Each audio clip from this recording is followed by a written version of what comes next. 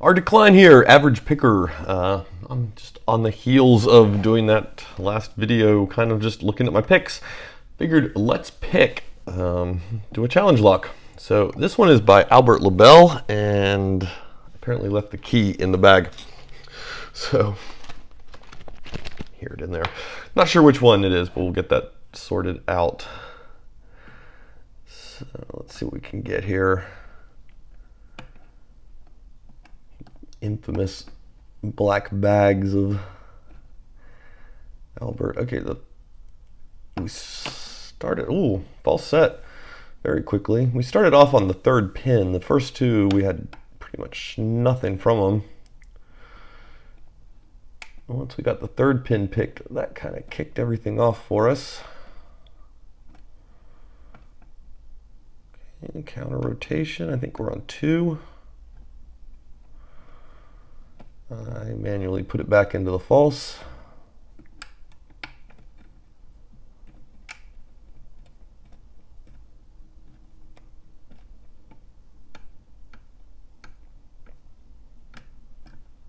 Kind of jogging. Yeah, we get a little bit on 1.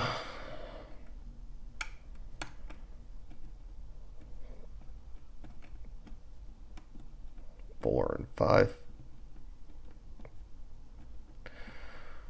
Feeling pretty good. There's our manual again. Oh, I thought that was going to be it.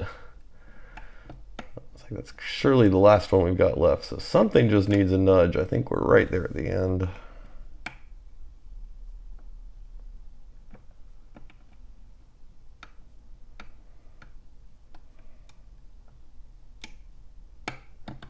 There we go.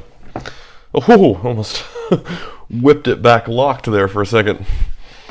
So yeah, not too bad. But so we'll dispel a couple things here. Let's see, is that still in frame? Yeah. Do a little camera adjust. We'll dispel a couple things here right away. Not every Albert Lebel lock is super crazy.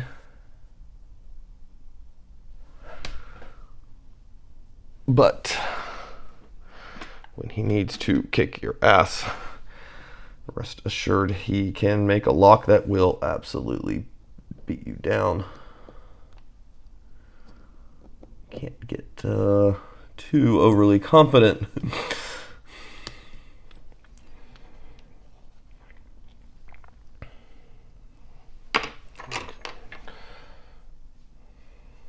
Let's see.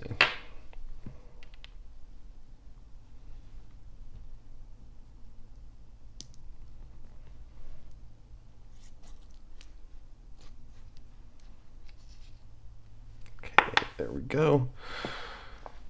Oh, it's got a weird little side buttony thing on it. Let's see what this one's called. Nope, we still got, nope. There's our bidding. Not too bad, nice and level. It's called Springy.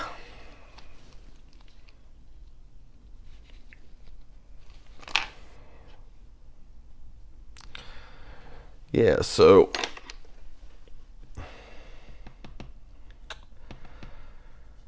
yeah, I've still got a couple of bells he sent me that, man, right what I thought. Okay, I've got these Lebel locks down, not a problem. Oh, he just put me right back in my place with a few of them.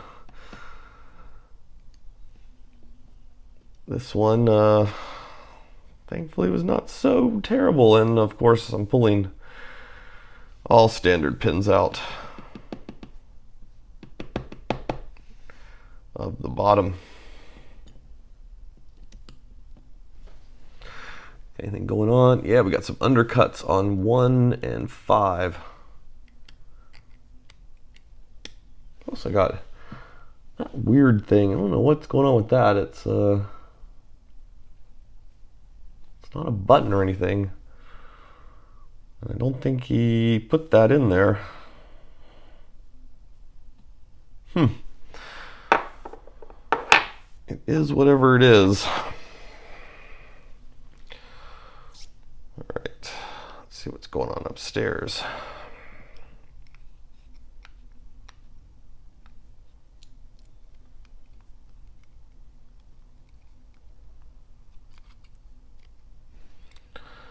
Got a spool.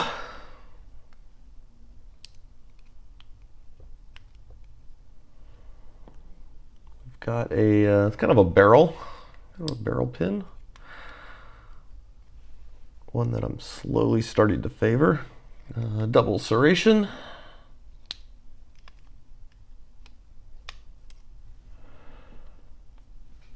Another one of those barrel-y pins, or double serration, depends on how you look at. Oh, and pin and pin, which I just mangled. Oh, a pin and pin with a. Are we serrated a little bit? Got something going on him, but we will, of course. Looks like we got steel springs up there, and it doesn't look like anything's going on in the core. Let's flip the camera around then and take a look at what we got. Okay, my camera stand has sunk really low, so it's going to be hard to. I'm going to try to work around this here. We'll see what we've got. Let's get the.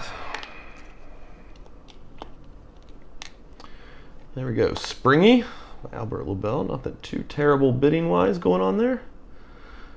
Does look like that may be homemade cuts though. So you can see across the bottom, we've got all standards. And then nice little spool there, up there for our number 1 driver. And I really like these guys. I guess I'd call them a barrel, sort of. A little deeply cut top and bottom for what I would say maybe makes up the typical barrel kind of pin, but he's got enough elements there nonetheless. Our 3rd driver, nice little double serration guy. Very into the basics.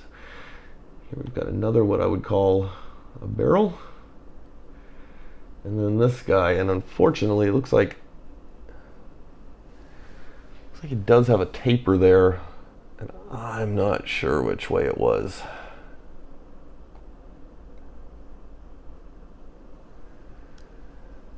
Yeah, I don't know if this guy was in there.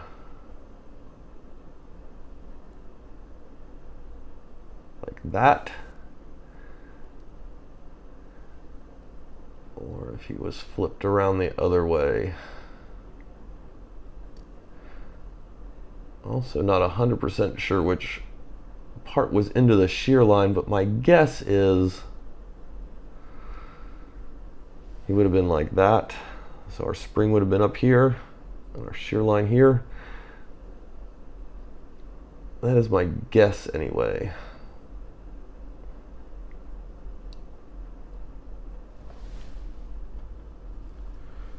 And it's got that little serration there right across it. That's a very cool little pin. Should we see how these sit? I think we got a little bit of time. Yeah, so you can see our undercuts there on 1 and 5. That's really the only modifications. This groove is definitely worn in there.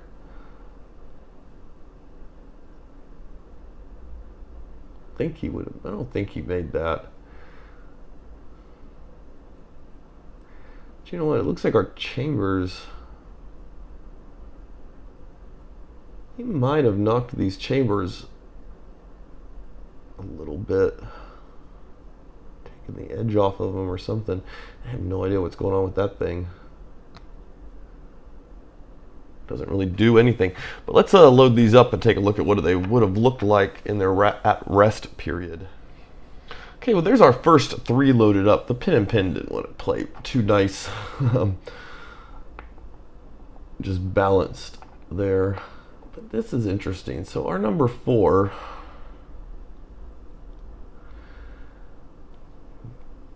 doesn't seem to want to fit. Let's rotate him around. doesn't seem to want to fit in chamber 4. I mean, yeah, it's very weird. He doesn't want to fit in 5 either.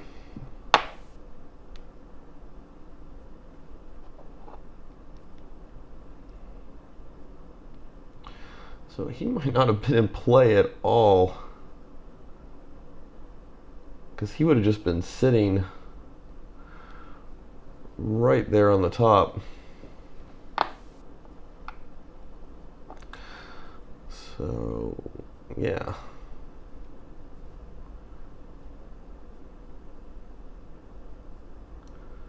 And I have rotated and rotated him around.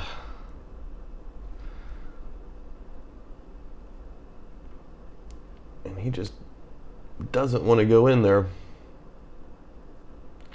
So he's just cut a little bit. He's just a little bit too big. So yeah, I'm just going to claim that as a decent, okay pick. But yeah, man, this is a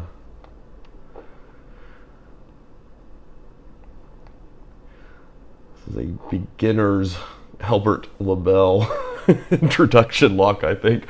So yeah, like I said, he just, you think you've got Al's locks down, and then you run into one and it will just absolutely drive you mad.